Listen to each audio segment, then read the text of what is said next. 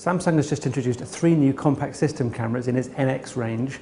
An update for its NX11 with its electronic viewfinder. The NX200 has been upgraded to an NX210, and there's a brand new model, the NX1000. So let's take a quick look at the key features of the cameras. Start with the bottom of the range with the new entry-level NX1000 camera.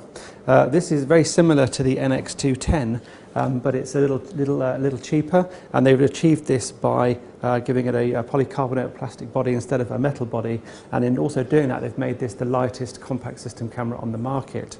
Now, all 3 models feature certain things in common. They all share the same 20.3 megapixel APS-C size CMOS sensor as used in the previous generation of cameras, which is one of the highest resolution sensors available in compact system cameras. They've all got 8 frames a second shooting speed, and they've all got the most advanced Wi-Fi functionality of any interchangeable lens cameras on the market. Now, the NX1000 comes with the 20 to 50 millimeter eye function lens shown here, and it's $599 with this lens. It has a smartphone link button on the top there, which gives you direct access to one of the Wi-Fi options of your choice. Now, there's no built-in flash, but it does come with the SEF8A clip-on flash, which fits on the hot shoe, which has a guide number of 8, and that comes in a box with the camera. So that's the NX1000. The NX210 is based on the same body, but is very slightly different, has a very slightly deeper grip. It's obviously metal now and not plastic, and it has certain additional functions. It has an input dial for controlling shutter speeds, apertures on the top, which the other one doesn't have, instead of a direct link to the Wi-Fi, although the Wi-Fi function is still in the camera. This camera now is compatible with an external microphone and an external remote release. Finally, we have the NX20, which is the NX series cam, which has a built-in viewfinder. It's the most SLR-styled camera of the 3. The viewfinder on this camera has been improved over the predecessor. It's now an SVGA resolution, 50% more pixels than its predecessor. And of course, it still has that Wi-Fi functionality I spoke about earlier that goes across the range. So the NX20 looks superficially like the NX11 before it, but there are some subtle changes to the body styling. It now on the back has a tilt and swivel screen for the first time instead of the fixed screen, and it comes out at the side. So let's take a look at the Wi-Fi functionality again. You've got Mobile Link, which allows you to connect the camera to your smartphone. So you take a photograph on your camera and transfer the image to your smartphone.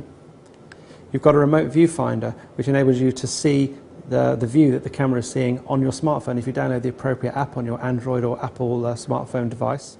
There's a social sharing option now as well, where you can upload your picture directly to Facebook, Picasa, YouTube or PhotoBucket. You can email the photograph. You can upload it to the SkyDrive cloud for safekeeping. There's an auto backup, which when you're at home, when we download your pictures to your PC. And there's a TV link where if you have a smart TV with internet connectivity or Wi-Fi connectivity, you can view your photographs from your camera directly to your TV wirelessly as well. There's full HD movies at 30 frames per second. You've got a range of scene modes. There's a range of smart filters which you can select from.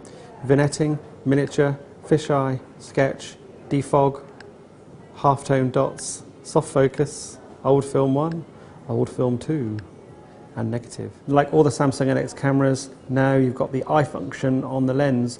When if you've got the compatible eye function lens, you press the button and then you can control the functions on the back of the camera in a really nice intuitive screen just by turning the focus ring. Here we're choosing the smart filters again. Now, the precise things that you can control using the lens depends on what mode you're in. If you're in aperture priority mode, for example, and you press the eye function, there you go, you've got all your apertures displayed.